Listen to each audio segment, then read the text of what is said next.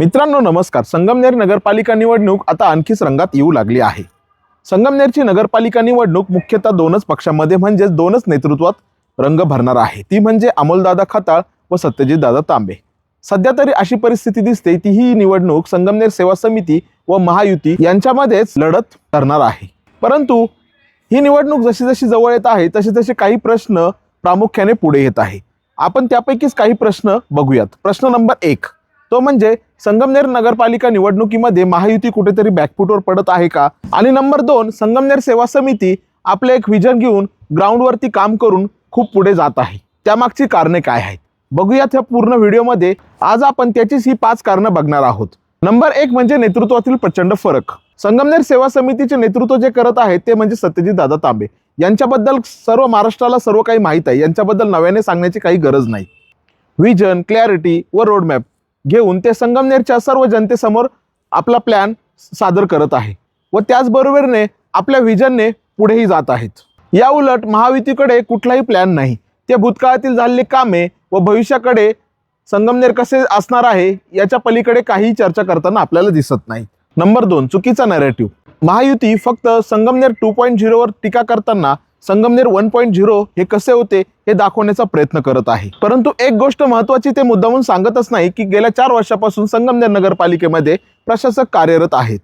म्हणजेच गेल्या 4 वर्षांपासून संगमनेर नगरपालिकेमध्ये कुठल्याही पक्षाची सत्ता नाही आहे. याचाच अर्थ असा होतो की जे महायुती म्हणून आज संगमनेर 1.0 दाखवत आहे ते जे काही ड्रेनेज, रस्ते, जे काही सुखसुविधा यांची झालेली दुर्दशा आहे त्याला जबाबदार पूर्णपणे प्रशासक आहे. हे लोकही समजून घेत आहे. त्यामुळे हा फेक नॅरेटिव्ह, फेक कॅम्पेन त्यांच्याच विरोधात जात आहे. असेही चित्र सध्या संगमनेरमध्ये दिसत आहे. मित्रांनो नंबर 3 संगमनेरची झालेली प्रगती ही महायुतीलाच काय तर कुठल्याही पक्षाला, कुठल्याही नेत्याला नाकारता येणार नाही. आपण जर अहिल्यानगर जिल्ह्याचा विचार केला तर संगमनेर आज सगळ्यांपेक्षा उठून दिसते. त्याची काही प्रमुख कारणे देखील आहेत. संगमनेरमधील सुसज्ज असे बसस्थानक, सुसज्ज अशा प्रशासकीय इमारती, 4 पदरी झालेले रोड्स, तसेच भूमिगत गटारी, उद्यानं असे बरेच काही सांगण्यासारखे संगमनेरमध्ये आहे जे की आपल्या पूर्ण जिल्ह्यामध्ये संगमनेरला एका वेगळ्या उंचीवर नेऊन ठेवते. आणि याच कामाचा रिपोर्ट संगमनेर सेवा समिती लोकांसमोर मांडत आहे. या पलीकडे महायुती गेल्या काही वर्षात काहीच झाले नाही म्हणून लोकांना आवाहन करत आहे. परंतु लोकांना हे कारण काही न पटण्यासारखं तरी दिसत आहे. नंबर 4 भविष्याचा प्लॅन व भावनिक साथ. संगमनेर सेवा समिती भूतकाळ, वर्तमान काळ व भविष्यकाळ या सर्वांचा प्लॅन लोकांसमोर व्यवस्थित मांडत आहे. या उलट महायुती आमच्याकडे किंवा आमच्या नेत्याकडे नगर विकास खाते आहे म्हणून तुम्ही आम्हाला नगरपालिकेची सत्ता द्या असे भावनिक आवाहन करत आहे. परंतु लोकांना एक प्रश्न पडत आहे, जर तुमच्याकडे नगर विकास खाते आहे म्हणून महाराष्ट्रातील सर्व नगरपालिका तुमच्याकडेच द्याव्यात का?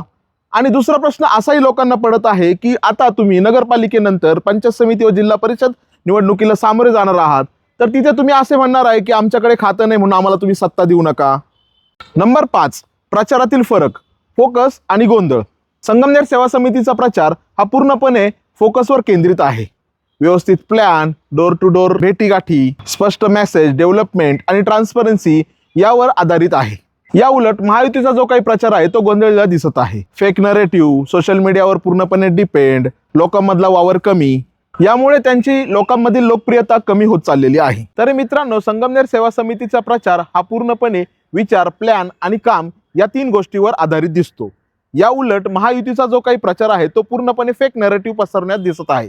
तरी तुम्हाला काय वाटतं हे कमेंट्समध्ये नक्की सांगा. भेटूयात पुन्हा पुढील भागात नवीन विषयासह. तोपर्यंत नमस्कार.